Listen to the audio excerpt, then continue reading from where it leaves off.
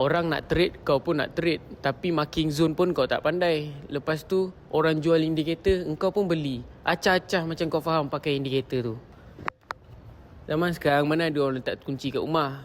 Dah, kau tak payah tanya aku kenapa. Meh, aku tunjukkan dekat korang macam mana cara nak marking zone supaya kau tahu macam mana, kat mana tempat kau nak entry dan dekat mana tepi jauh perjalanan market dia nak stop dekat mana. Kalau dia turun, dia nak turun sampai mana. Dia nak naik sampai mana. Kau layan video ni sampai habis. Aku buat satu video untuk kau, kemas-kemas. Jom. Okay, aku nak tunjukkan kat korang cara untuk marking zone. Fake out. Ni style aku lah. Okay, yang pertama, fake out ni korang kena faham satu benda. Dia ada pattern dia kalau korang nak kena tengok dekat dalam market ni. First, aku lakarkan korang, nanti korang akan cari. Okay, apa yang korang kena cari adalah candle yang macam ni. Macam ni, dia panjang. Dia sama level. Okay, bila dia naik. Dekat atas ni dia buat shadow pendek, shadow panjang, kau akan marking dia sebagai zone. Kalau harga drop, lepas tu dekat sini dia ada buat satu candle, satu lagi candle. Candle ni panjang mana ke, pendek panjang ke, color dia warna apa ke, aku tak ambil kira tau. Aku ambil kira shadow pendek kiri, shadow panjang kanan. Ni pendek, ni panjang, faham? So shadow pendek ni akan jadi korang punya size zone tu. So korang dah dapat lah bahagian resistance dan bahagian support. So dia akan bounce sini, dia akan bounce sini. Kalau dia pecah macam biasa, dia akan cari atas lagi. Okay, so jom kita tengok dekat real chart. Untuk marking zone fake out ni, aku akan apply pada time frame daily, time frame H4, H1, M30 dan M15. Okay, ni sahaja time frame aku pakai. Time frame M5 dan time frame M1, ini adalah topik lain yang korang kena belajar daripada aku. Ni bukan Okay, so kita tengok kepada real chart. Okay, real chart korang tengok ni. Dekat sini aku ada nampak satu zone. Kenapa kita kena marking zone? Sebab bila korang marking zone, barulah korang tahu dekat mana destinasi. Kalau dia turun, dia nak turun sampai mana.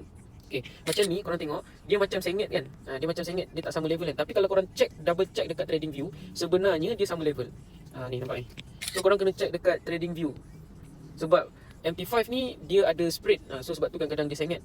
Okay, korang kena check kat trading view. Okay, so kita sambung. Lepas tu bila dekat time frame daily, ada satu je dekat situ. Contoh macam kalau korang market dekat sini kan sekarang kan, tapi jauh ke bawah ni 394 pip. So kalau korang tak nak marking pun tak apa, sebab pergerakan nak gerak sampai 300. Sekejap, 4010 lah, 4000 pip. 4000 pip tak, kalau nak gerak 4000 pip tu takkan kan. So kalau korang nak marking ke tak nak marking ke, tu pulang lah. Okay, lepas time frame daily, kita tengok kepada time frame H4. Ni time frame H4 ni korang kena tengok ni. Nampak? Dekat sini ada. Kau nampak? Nanti aku tengok macam mana dia keberkesanan zone fake out ni dekat korang. Korang kena layan video ni sampai habis, baru korang tahu macam mana cara nak marking zone. Tak adalah korang tak habis-habis nak download indikator. Setiap orang jual indikator kau nak beli, setiap orang promote indikator kau nak juga. Tak payah, naked chart je, senang. Tak pening kepala korang dekat indikator yang korang sendiri tak faham nak pakai. Okay, dekat sini pun ada. Okay, tengok, aku akan tengok dekat sini. Dekat setiap penghujung market ni, aku akan identify di setiap penghujung market apa yang dia buat dekat hujung ni. Nampak ni? Kalau ni panjang pendek ni aku tak ambil ni. Ni panjang pendek ni aku tak ambil. Sebab tu aku ignore. Ni panjang pendek aku tak ambil, walaupun dia sama level. So aku tak ambil. So dia merah biru ke, dia biru merah ke, itu pun aku tak ambil kira. Yang penting dia sama level, pendek, panjang dia punya shadow. Kau marking cara dia macam tu. Okay, tapi aku still target yang gold ni akan pergi kat sini. Dah berapa minggu ni, 3 minggu aku target kat sini. Lepas tu aku pun sibuk duk buy ni dekat dalam live trade. Kalau korang tak masuk dekat dalam live trade aku, korang pergi tekan link dekat bio, pergi masuk rumah biru aku belajar. Korang masuk live trade aku. Okay, lepas tu dekat mana lagi? Dekat bawah ni. Korang nak marking ke tak nak marking ke jauh-jauh ni, terpulang dekat korang. Sebab untuk harga bergerak ke bawah ni, dia 1000 pip, 1800 pip ke bawah ni, korang nak marking boleh, tak nak marking pun tak apa. Okay, di sekitar sini lah kan. So bila time frame H4 ni dah selesai, korang turun time frame dekat time frame H1. Okay, dekat time frame H1, marking guys, marking.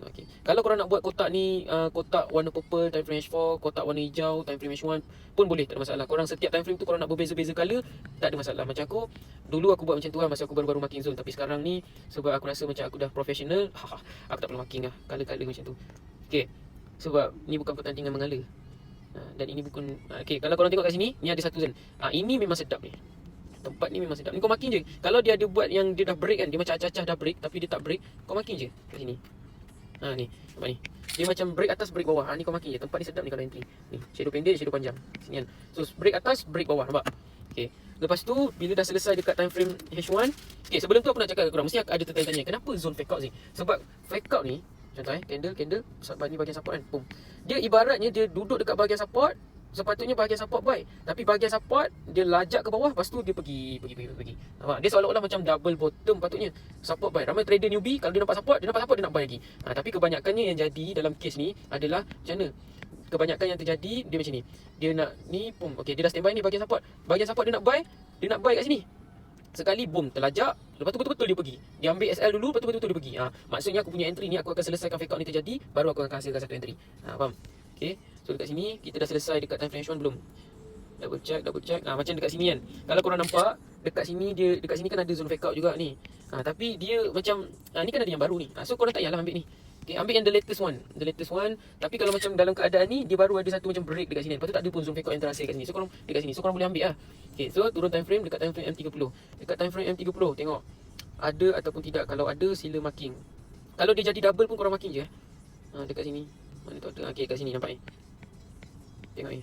Video ni akan jadi agak panjang sikit, tapi kalau korang layan sampai habis, korang akan dapat something daripada video ni. Ni, nampak ni. Shadow pendek, shadow panjang. Kau marking je dulu. Okay, break atas, break bawah, datang balik, boom, dekat zone ni. Nanti aku tunjuk korang macam mana zone ni padu dia. Nak pakai zone ni. Aku aja basic lah. Kalau kau nak betul-betul nak tahulah Okay, selesai. Okay, aku malah nak marking kat bawah-bawah tu lagi. Kita fokus kat sini. Dan M15. Okay, M15. Kau tengok juga dekat M15. Ada ataupun tidak dekat M15. Okay, M15. Tengok di setiap penghujung. Nampak ni. Kat sini ada ni. Mata kau kena tajam sikit untuk tengok. Tapi kalau korang baru, tak apa, take time, slow-slow, ambil zone fake out. Tengok tu di setiap penghujung market, ada ke tidak. Okay, so aku akan tunjukkan korang. Tengok ni, dekat time frame H4, bila dia jadi zone fake out, nampak? Zone fake out, dia drop sampai bawah. Dekat sini, boom, dia pergi. Dia drop sampai bawah, boom, dia pergi. Dia sentuh, dia bergerak. Sampai zone fake out, bila settle, korang kena settlekan dua candle ni dulu. Candle ni dan candle ni. Selesai je dua candle ni, nampak ni? Dia celup je dekat zone ni, boom, dia pergi. Okay, tengok ni, nampak ni? Nampak ni? Selesai je zone fake out, nampak ni? Dia celup, dia gerak. Okay, tengok dekat time frame H1. Okay, tengok ni.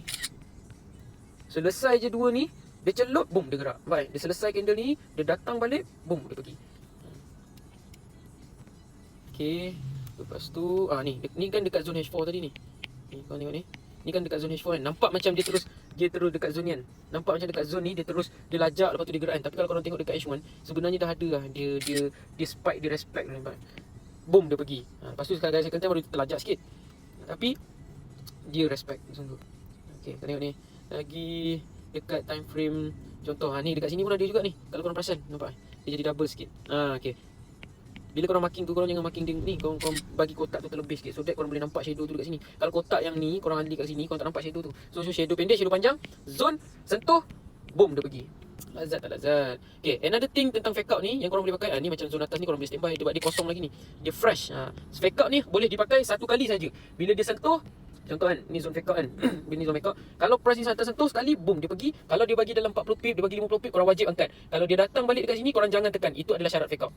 Okay, another thing, fake out, bila fake out, berlaku fake out dekat dalam zone. Okay, ni zone fake out kan. Ni zone fake out, berlaku break atas, break bawah. Break atas, break bawah ni maksudnya apa? Maksudnya harga seolah-olah macam dia, contoh ni zone fake out kan kat sini. Okay, ni zone fake out kat sini. Harga seolah-olah macam dia nak break atas, tapi dia break bawah balik. Bila dah jadi benda macam ni, kau tekan je bila masuk balik. Faham? So dia break atas, break bawah, datang balik, kau tekan dekat zone ni. Tu sedap zone tu. Okay, lepas tu kalau korang tengok dekat time frame M30, korang tengok dekat M30 nampak ni. So, kan aku tunjuk tadi kan, contoh break atas, break bawah ni. Zone fake out, masuk, boom, tekan. Masuk sekali lagi kau jangan tekan walaupun dia respect, sebab dia berpotensi untuk buat macam ni, break atas. Okay, bila dia break atas, bila dia break bawah, datang balik, kau tekan je. Okay. Another example ni sebenarnya kalau korang tengok dekat lower time frame dia dah jadi dah sebenarnya. Ni kan zone fake out kan. So dia break atas, dia break bawah. Break atas, break bawah ni macam mana? Macam ni. Bila candle ni terlebih dekat atas, lepas tu candle terlebih dekat bawah di sempadan zone ni. Datang balik kau tekan ni jawapan dia. Nampak? So fake out ni kalau korang cuba marking dan korang cuba tengok macam mana harga react dekat dalam zone, korang akan faham. Okay, video ni aku dedicatekan untuk trader-trader yang selalu pakai indikator untuk dapatkan zone. Semoga bermanfaat. Jumpa korang dekat next video. Jangan lupa share dan save video ni. Assalamualaikum.